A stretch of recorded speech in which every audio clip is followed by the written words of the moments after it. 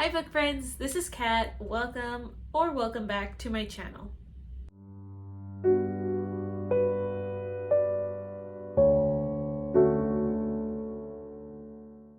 Today's video is my January wrap-up. I will say that January was not a great reading month for me. There was, I guess, a reading slump that I was going through.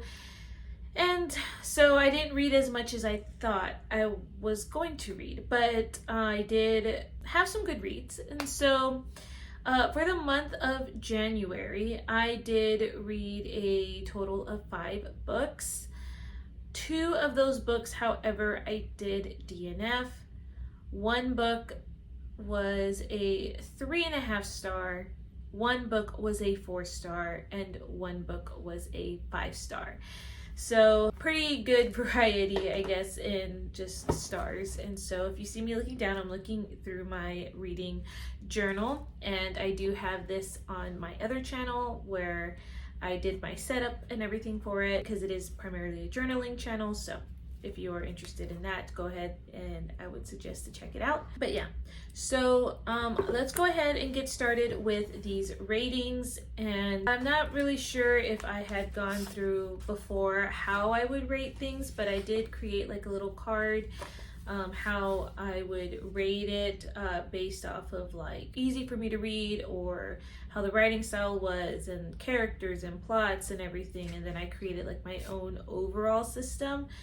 But I really did like seeing on Tay's channel. I know she got her idea from another YouTuber. I'll link it down here, but they rated like based off of Christian ratings, faith related things. I think it's like a 0 to a 3 rating system.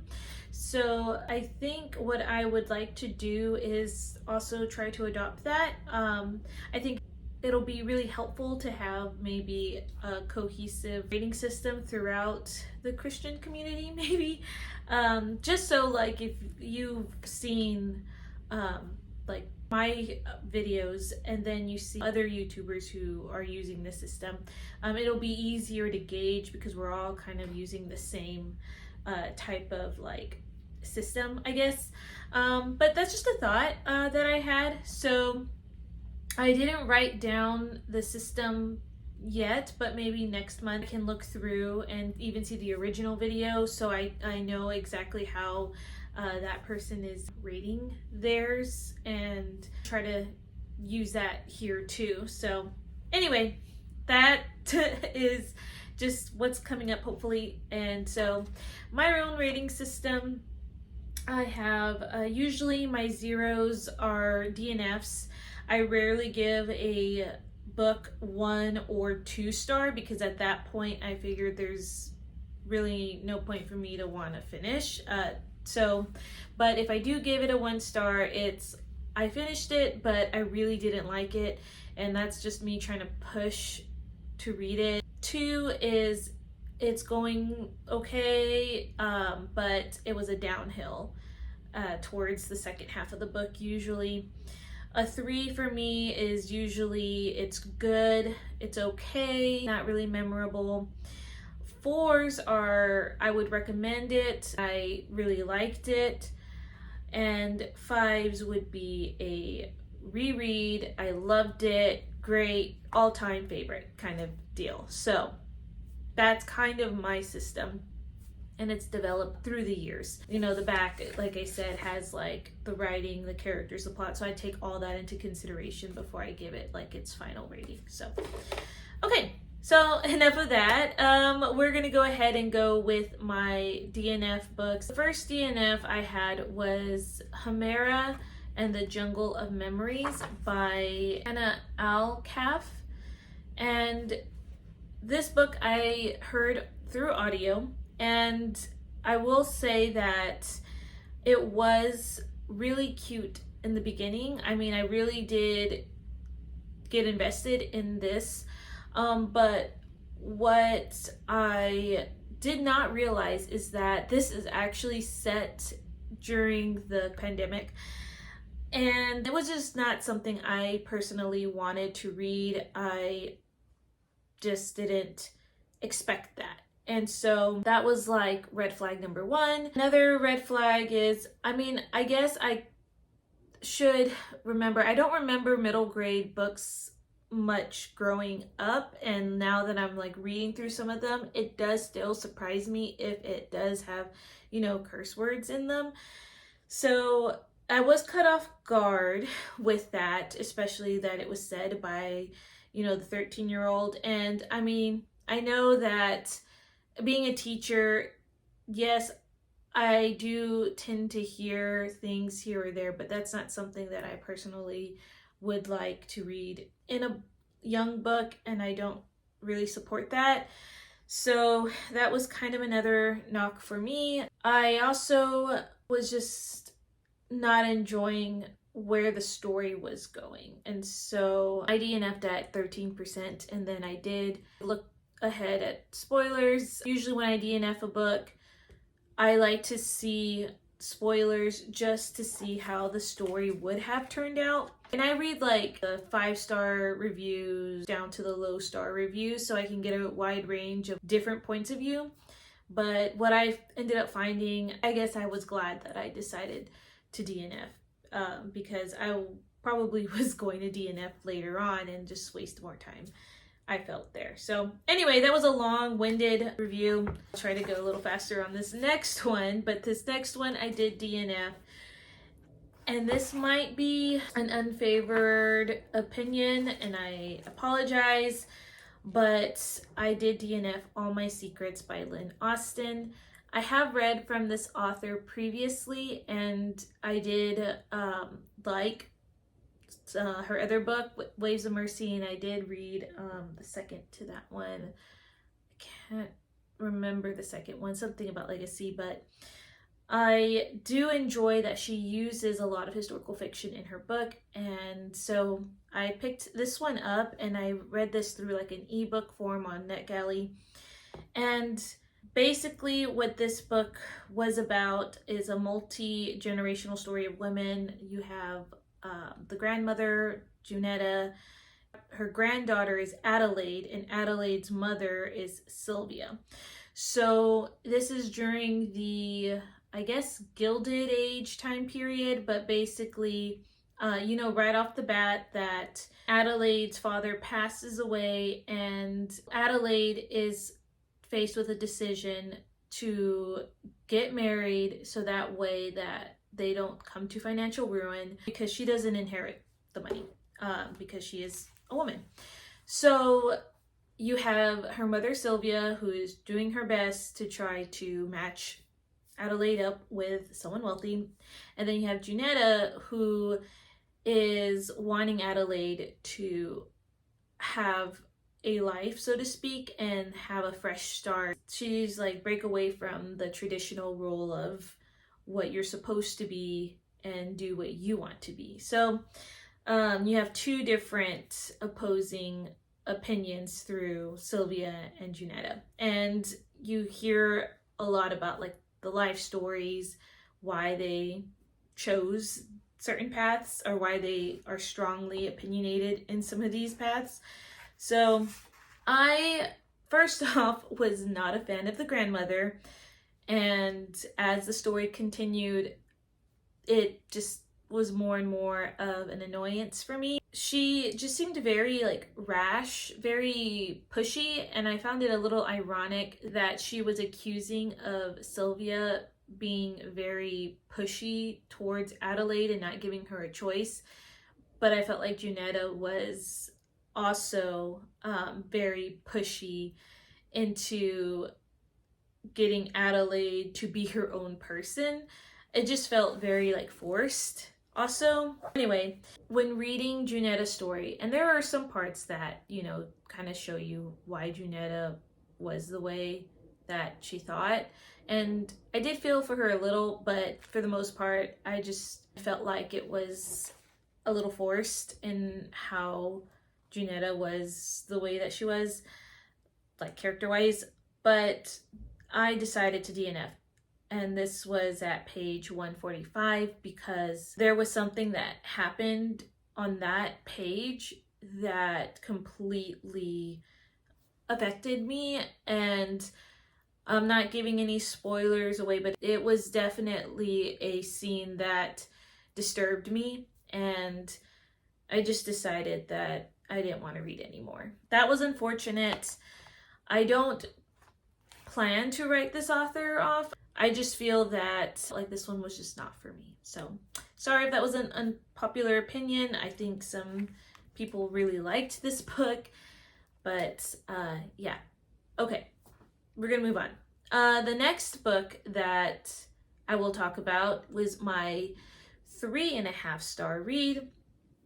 And this one, again, I feel like might be a little bit unpopular, but I just didn't like it as much as other people. But that was Dangerous Beauty by Melissa Coslin. And this was actually my first read of the year. I did enjoy that it brought up a topic that you don't really hear about. Now, it is a dark topic. It's about human trafficking. And, you know, those are very hard-hitting topics. And so I would say there are trigger warnings in this book. It was fast-paced in the beginning, so there's just a lot of plot happening. And so I was really invested in this woman's life. And the woman, Liliana, she's running away from being trafficked into the United States. And Merrick is the guy who basically says that he can help her, but she would have to trust him and they would have to get married. And throughout there, they're trying to work through the, you know, the marriage kind of, and also just like fight against the evils of human trafficking, so to speak. So I liked that the relationship was a slow build. I did feel though that there were some parts that were boring because they were like day-to-day like life, and it felt a lot of the same things. And you know, it's like she got up, she ate, she read, and she waited for Merrick, and he came in at like 8 o'clock, and then the next day she got up, she ate it, and it felt very redundant. That's why I kind of knocked it down a little bit, because there were some boring parts like that in between. It was definitely frustrating at some points too, where I did feel like Merrick was very frustrating in his distance and coldness. But again, it kind of just tells you a little bit more about why in the book. But yeah, definitely some sad, intense moments, but I really liked that Liliana was, you know, a fighter. She definitely wanted to fight against this and not consider herself like weak in this. That's all I have to say about that book. Okay, so now the next book was a 4-star, and I got this from NetGalley as an ebook, and that is Up From Dust, Martha's Story by Heather Kaufman. And this book is about Martha from the Bible, and it's my first Heather Kaufman book that I read. This story is basically like the hardship she goes through to when she meets the Messiah. You see the Lazarus story, you hear about Mary of Bethany, and so basically I would describe this as a sibling story. And I really did enjoy this. I like biblical retellings. I do feel like sometimes I have a pretty high standard for those.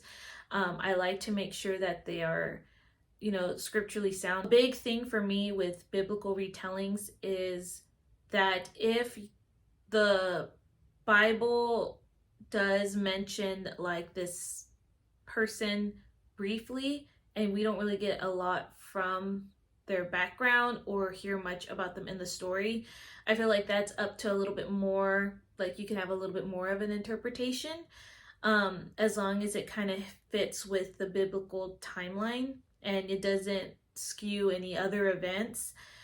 But if it's someone who does have a bigger role within the Bible, I feel like the gauge for interpretation should be a little bit more minimal, just because it could be easy to contradict what's in the actual word.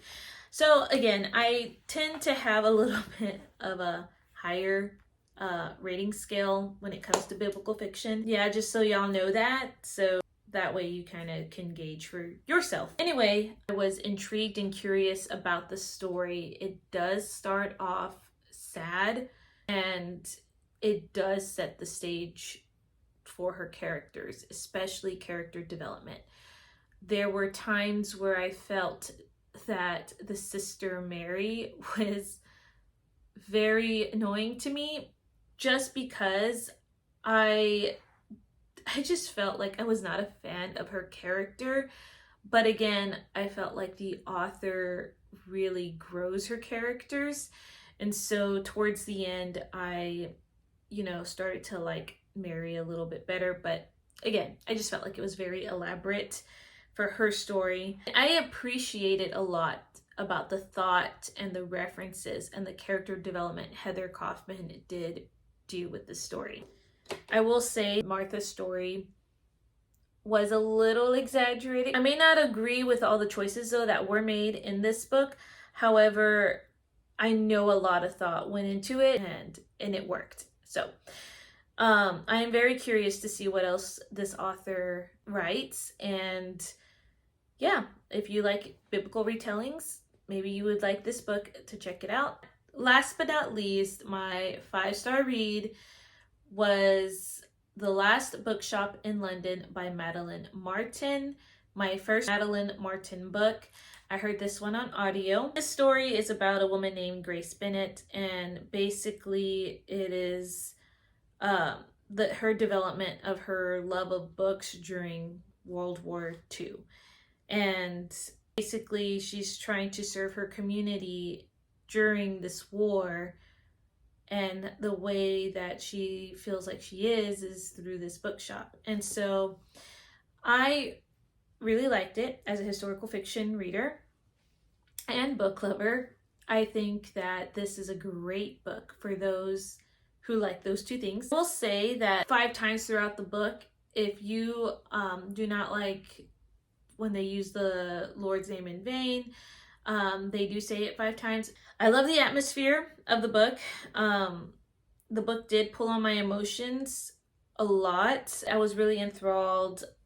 The history. I've grown to love these characters. It did wreck me with some things, but it was just a great book. If you are sensitive to death and grief, it does talk about that in this book, so just know that. But overall, the history was great. The connection to the characters was great. There is a slight romance, but it wasn't prominent. And if you love when they talk about books, they talk about books in this book all the time, and I just found myself having a great time with it, and really hard not to listen to this story. So, all right. That was my January wrap up. Hi, Editing Cat here, and I just wanted to go over what my husband did read for the month of January. So in the month of January, he had a total of 2 rolls, and the last roll was when he finished, and he decided not to pick a book for that. And then he decided to combine both prompts for this one book. So he had Cool Tones on the cover, and he had to pick a book from the word of the day, which was Chapfallen. And so the book that he chose was this one. Now, I know this is not a cool tone colored book. However, if you look, the actual cover itself is a cool tone. It is blue. We tweaked it a little bit because the cool tone colored cover prompt was also a genre pick, which was child, middle grade, or YA. And so this is actually considered middle grade. I believe that this is middle grade. So, and then I heard this over off of Katie's channel. She mentioned her dad really liked this book. So I figured why not let my husband try it. And he did indeed like this book. This book also fit with Chapfallen because of the storyline. Essentially, you have this middle schooler who gets short-term amnesia, I think, and he can't really remember who he is. And yet, as he's going through everyday life, he kind of starts to figure out what kind of person he was based off of the town react to him, I guess. And so he's like piecing together like what kind of person he was before he had the short-term memory. I think he like had an accident or something. So I'm betting that some of the things he finds out may not be positive. So that's how I guess that word fit in with this book, especially since chapfallen means like jaw dropping, like low in spirit, a little depressed. So that's probably what this guy might be feeling. So anyway, that was my husband's wrap up for that book. So back to the original outro. That's all I have for you today. I hope that you enjoyed this video, and if you actually want to see that the Christian rating system that I'm going to kind of look into, please do let me know. I am leaning towards it, but I just want to know what it is that you are looking for in wrap-ups. I want it to be relevant. I want it to really help you guys out, and you know, I'm always looking forward to suggestions if you want to leave those down below. But yeah, okay, I will see you guys in another video. Bye.